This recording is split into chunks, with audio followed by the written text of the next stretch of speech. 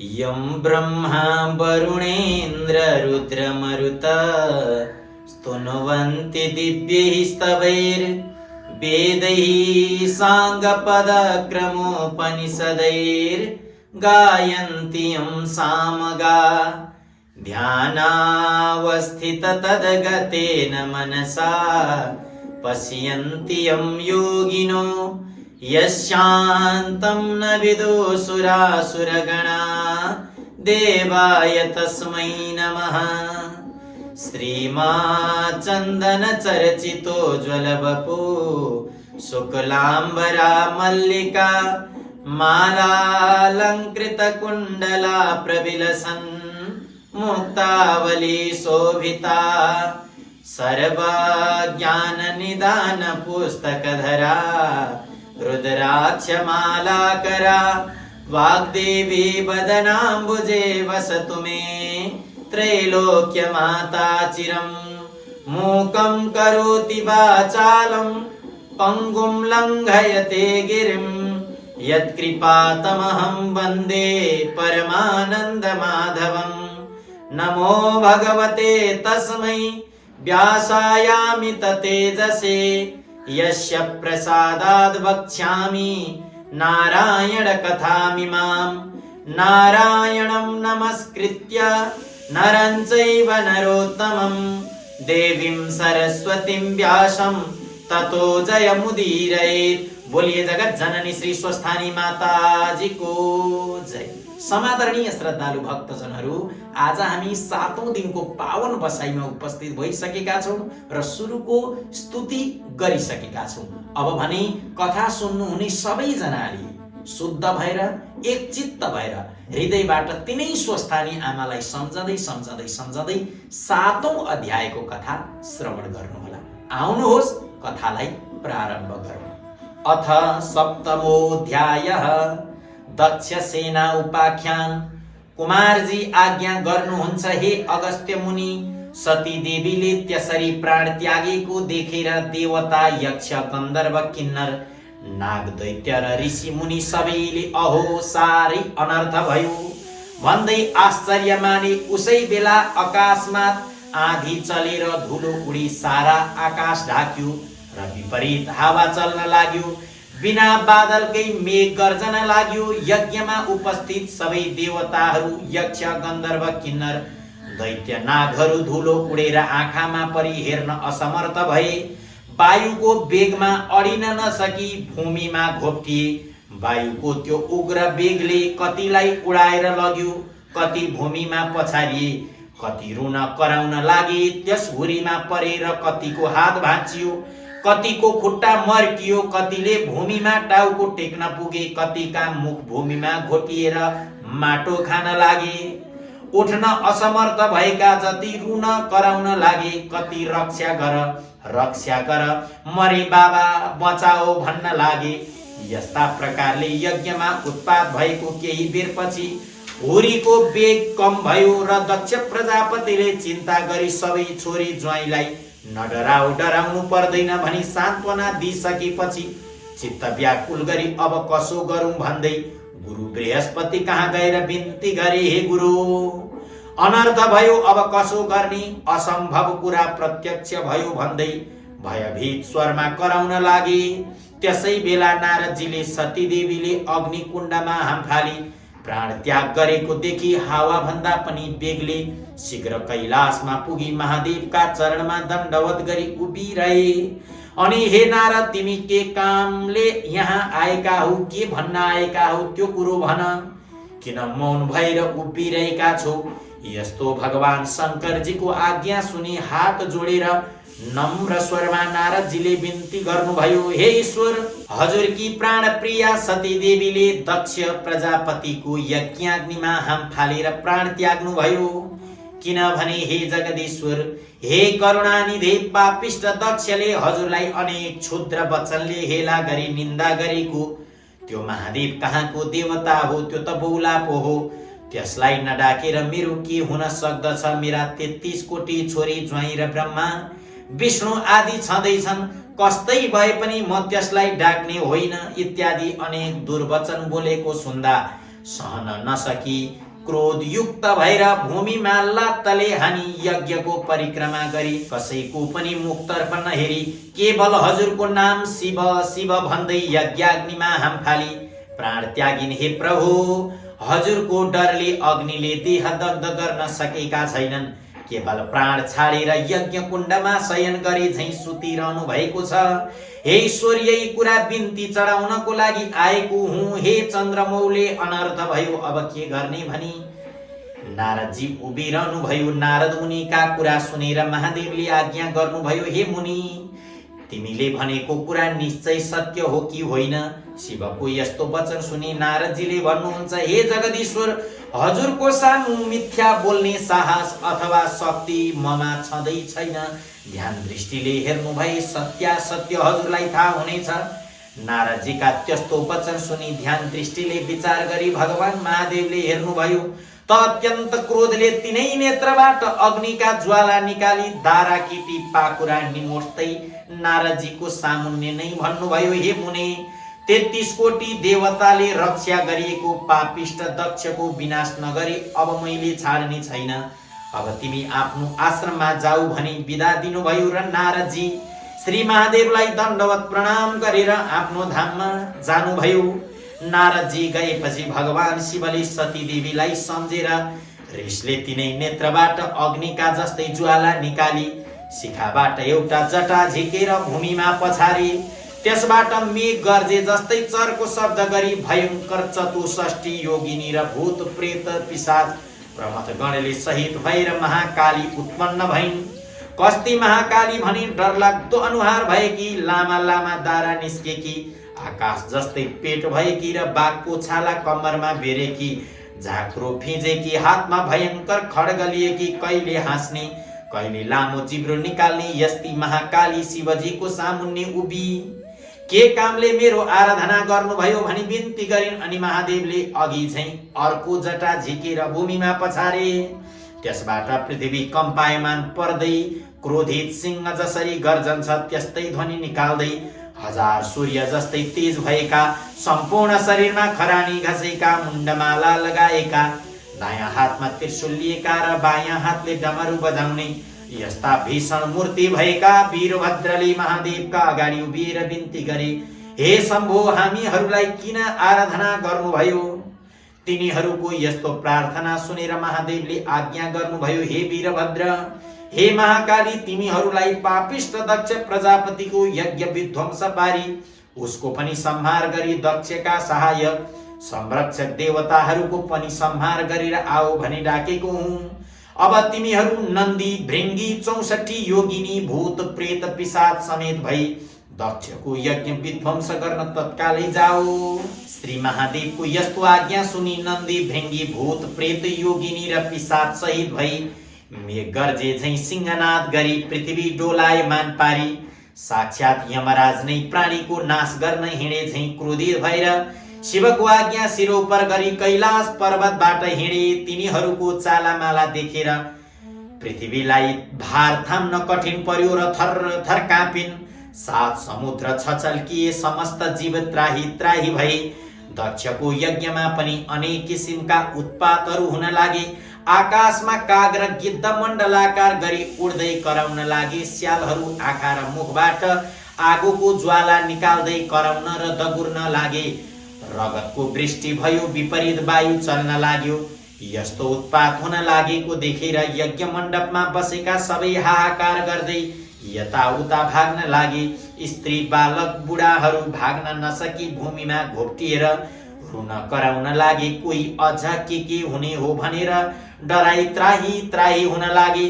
ठीक उसै बेला शिवको आज्ञा पाएर उन्मत्त भएका वीरभद्र र महाकाली, नन्दी, भृंगी आदि शिवका गण मेघ गर्जे जस्तै गर्जदै हात्तीका बथानमा सिंह पसी जस्तै गरी दक्षका यज्ञमा पुगेर दक्षद्वारा डाकिएका देवता, यक्ष, गन्धर्व, किन्नर, नाग, दैत्यगण सहित परस्पर जुधे। त्यो देखेर दक्षका कन्याहरू, देव कन्या, नाग कन्या, ब्राह्मण, ऋषि, मुनि आदि सबै त्राही त्राही नारायण भन्दै रोई कराई 10 दिशातिर भाग्न लागे। कोही भाग्न नसकेर लडी, कसैको हात खुट्टा भाँचियो, कोही टाउको भरले पल्टेर माटो खान लागे, कति मूर्छा परी असहाय जस्तै भूमिमै लडिरहे। तर विष्णु प्रभृति देवता, यक्ष, गन्धर्व, किन्नर आदि सबैले दक्ष प्रजापतिको रक्षा गर्न शस्त्र अस्त्र लिएर वीरभद्र र महाकाली माथि प्रहार गर्न लागे। यसरी परस्परमा घमासान संग्राम भयो। इन्द्रादि देवताहरूले कुन कुन अस्त्र प्रहार गरे भने इन्द्रास्त्र, अग्न्यस्त्र, दिव्यस्त्र, वरुणास्त्र, पाशुपतास्त्र, ब्रह्मास्त्र, तोमर, गदा, खड्ग र मुसल, नारायण पास आदिले वीरभद्र र महाकाली तथा 64 योगिनी, भूत प्रेत, प्रमथगण र विषम ज्वर माथि प्रहार गरे। यस्ता तरहले आफूमाथि शस्त्रास्त्र प्रहार गरेको देखेर वीरभद्रका गणहरूले पनि कठोर स्वरले गर्जेर दक्षका सैन्य भित्र पसी जति भेटे उतिको टाउको समाती, निमोठी, हात खुट्टा भाँची, मुड्कीले हानी रगत छदाई देवताहरूको संहार गरे। उता महाकालीले पनि प्रत्यक्ष काल जस्तै खड्गली वर्षाकालको प्रचण्ड मेघ गर्जे झैं गर्जी सिंहनाद गर्दै मृगका फौजमा सिंह पसे झैं र सुकेका परालमा आगो लागे झैं जस्तै गरी दक्षका सेनाको संहार गरिन्। वीरभद्र समेत नन्दी, भृंगी, 64 योगिनी, भूत प्रेत, पिशाच, प्रमथगण समेतले शत्रुतिरका कसैको शिर, कसैको हात खुट्टा छुट्याइदिए। कसैलाई निमोठी रगत पिएर नाच्न लागे, कोही हाँस्न लागे, कसैको मासु लुछेर खाए, कसैको कोखामा प्वाल पारेर रगत पिउन लागे, कोही देवता भागे। यसरी दक्षका कोटी कोटी सेना र कोटी कोटी देवताको संहार गरे। त्यसरी संहार गरेको देखेर दक्षका सेना र देवताले वीरभद्र र महाकालीमाथि आफ्ना शस्त्रास्त्र प्रहार गरे। तर ती सम्पूर्ण शस्त्रास्त्र महाकालीको शरीरमा छुनासाथ आफै भस्म भएर जान्थे। फेरि शिवगण र महाकालीले दक्षका सैन्य र देवगण यज्ञमा आएका धेरै वीरहरू मारिदिए। विषम ज्वरले पनि सबैका शरीरमा प्रवेश गरी अचेत पारिदिए। अनि वैकुण्ठका स्वामी श्री विष्णुले सम्पूर्ण देवता, यक्ष, गन्धर्व, किन्नर, दैत्य, नाग सहित दक्षका सबै सेना अचेत भएका देखेर आफ्नो देहबाट शीत ज्वर उत्पन्न गरेर सबैलाई सचेत गराए। फेरि अनेक शस्त्र अस्त्र लिएर बत्तीमा पुतले गए झैं वीरभद्र र महाकाली माथि जाइ लागे। वीरभद्रले पनि त्रिशूली सिंहनाद गर्दै सुकेको खरमा आगो लगाए झैं एक क्षणमै दक्षका अनेक सेनाहरू काटेर मारिदिए। तिनमा कसैको शिर छैन, कसैको हात छैन, कसैको खुट्टा छैनन्। यस्तो स्थिति देखेर कोही रक्षा गर भन्दै भाग्न पनि नसकी भूमिमा लडिरहे। यसरी सबै देवताहरूको संहार गरी अन्य दैत्य दानवलाई समाती अग्निकुण्डमा होम्न लागे। वीरभद्रले त्यसरी दक्षका सेना, देवता, यक्ष, दानव, गन्धर्व, किन्नरहरूको नाश पारी यज्ञ समेत ध्वस्त पारिदिएको हेर्न नसकी श्री विष्णुले रातारात आँखा पारी नागले झैं निश्वास फेर्दै प्रलय कालको अग्नि जस्तै भई बायाँ हातले पाञ्चजन्य शंख बजाई, दाहिनी हातले कौमुदकी गदा उठाई संहार कालका रुद्र जाइ लागे जस्तै वीरभद्रका सेनामाथि जाइ लागे। त्यो देखेर देवता, यक्ष, गन्धर्व, किन्नर, नाग आदि सबै र दक्ष प्रजापतिका सेनाले धन्य धन्य विष्णु तिम्रो जय कल्याण होस् भन्दै आफ्ना शस्त्रास्त्रले विष्णुको सहायतामा लागेर कठोर युद्ध गरे। त्यस्तो देखेर महाकाली ऋषिले आगोको ज्वाला झैं डरलाग्दो तेज प्रकट गरी खड्गले जाइ लागिन्। त्यो देखि भूत प्रेत पिशाच प्रमथगण डाकिनी साकिनी र 64 योगिनी सबै युद्ध गर्न लागे। जस्तै ठुलो हावा चल्नाले मेघ टुक्रा टुक्रा हुन्छ त्यस्तै दक्षका सेना, देवता, दैत्य, गन्धर्व, किन्नर, नाग आदि 10 दिशामा भागे। तब विष्णुले निर्धक्कसित वीरभद्रको छातीमा कौमोदकी नाम गरेको गदा प्रहार गरे। त्यो गदा वीरभद्रको छातीमा वज्रन गयो अनि ती मूर्छित परी भूमिमा ढले। फेरि विष्णुले नन्दी, भृंगी, 64 योगिनी, भूत प्रेत, पिशाच, प्रमथगणको उपर शंखको चर्को शब्दका साथ शस्त्रास्त्र प्रहार गरे। त्यसरी विष्णुको प्रहारले कति लडी भूमिमा पल्टे, कति मूर्छा परे, कति भागे। त्यो देखेर दक्ष प्रजापतिका सेनाले धन्य विष्णु भनी स्तुति गरी पुष्पहरूको वृष्टि गर्न प्रारम्भ गरे। तब विष्णुले 5 जन्य शङ्ख बजाए। मूर्छा भइरहेका वीरभद्र महाकालीका कानमा देवता यक्ष गन्धर्व किन्नर दक्षका सेनाले शङ्कुल ध्वनि र धन्य धन्य विष्णु भनी स्तुति गरेको शब्द पर्यो र चेतना फर्क्यो। आफ्ना सैन्य कोही भूमिमा ढलेका, कोही भाग्न लागेका र कोही के कसो गरौँ भनी अन्योलमा परेका देखि अत्यन्त क्रोधित भई काल सदृश त्रिशूलले विष्णुलाई लक्ष्य गरी वेगले प्रहार गरी त्यो त्रिशूल विष्णुका छातीमा लाग्यो। त्यसको कष्ट सहन नसकी नवद्वारबाट रगतको धारा बगाई विष्णु मूर्छा परि ढले। अनि मूर्छित भएपछि वीरभद्रले प्रलयकालको मेघ झैं गर्जन गरी दक्षका सेनामाथि जाइ लागे। आफ्ना गण समेत मिलेर कोटी कोटी देवताको संहार गरे। वीरभद्र गर्जेको शब्द उनका गणहरू नन्दी भृङ्गी प्रमद गण समेतका कानमा पर्यो र भ्युजी उभिएर हेर्दा रणभूमिमा विष्णु मूर्छा परेका र वीरभद्रले दक्ष सैन्य र देवताहरूको संहार गरेको देखेर धन्य धन्य वीरभद्र भनी आफ्ना शस्त्र अस्त्र लिएर दक्षका सैन्यमाथि जाइ लागे। त्यसरी अत्यन्त भयंकर युद्ध भयो। कस्तो युद्ध भने हे मुनि, महाकाली र वीरभद्र तथा उनका सेना समेत जाइ लागे। अनि कसैको टुप्पी समातेर पछाडि खड्गले हानी मारे, कसैलाई मुड्कीले नै मारे।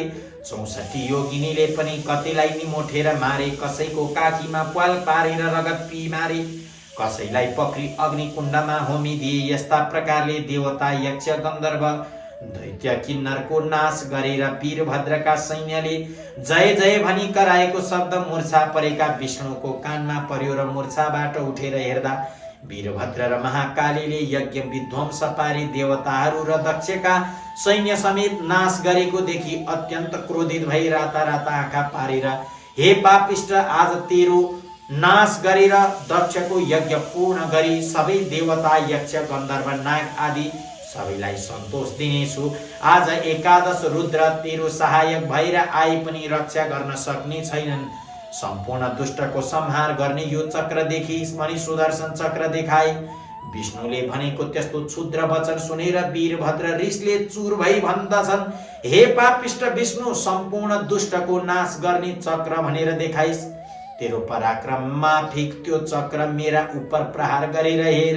मुखले भनेर मात्र केही हुन सक्दैन। यस्तो वीरभद्रको वचन सुनि विष्णु रिसले वीरभद्रलाई ताकेर सुदर्शन चक्र प्रहार गरी त्यो चक्र अनेक सूर्यको जस्तो तेज र प्रलय कालको मेघ गर्जे झैं गर्जना गर्दै काल रुद्र नाश गर्न गए झैं त्यस्ता प्रकारले आएको त्यो चक्रलाई देखि नन्दी भृङ्गी भूत प्रेत 64 योगिनी प्रमथगण आदि शिवगण त्राही त्राही वीरभद्र महाकाली भनी उनका नजिकै गए। जस्तो समुद्र मन्थनमा कालकूट विष निस्केर सबैलाई भस्म पार्न खोज्दा त्यो विष शिवले पान गर्नु भएको थियो, त्यस्तै त्यो चक्र आएको देखेर वीरभद्रले मुख बनाइदिएकोले वीरभद्रको मुखमा पस्यो र उनले निल्न तयार भएको देखि विष्णुले चाँडो गरी वीरभद्रका मुखबाट सुदर्शन चक्र झिकी त्यहाँबाट अन्तर ध्यान भई वैकुण्ठ जाँदा भई भन्ने सम्मको कथा यस अध्यायबाट।